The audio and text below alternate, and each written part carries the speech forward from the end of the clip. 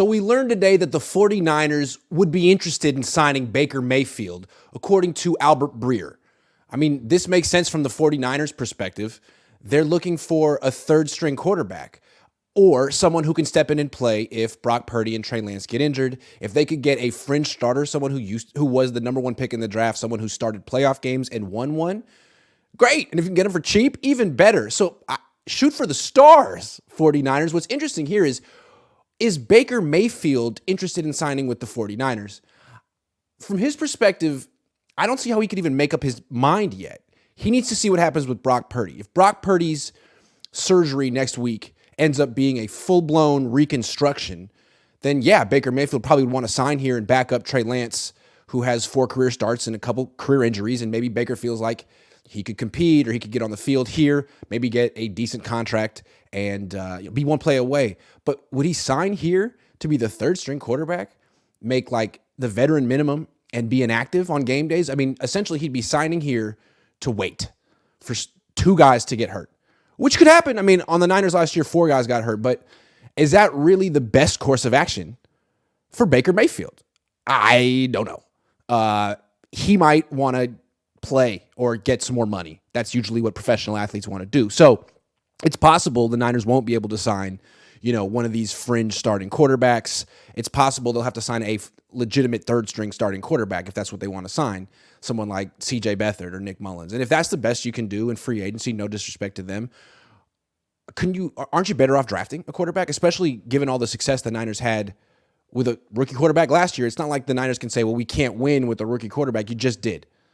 So I wouldn't rule out the 49ers drafting a quarterback. They might want to sign Baker Mayfield, but if Brock Purdy's coming back by October, I don't know if Baker Mayfield wants to sign here. So I guess we'll learn more next week or whenever Brock Purdy has that surgery, like what the surgery actually is. But if he's coming back, I think the Niners still need a quarterback because those guys have gotten injured, but maybe you draft a quarterback. The Niners have 3 third-round comp picks. 3.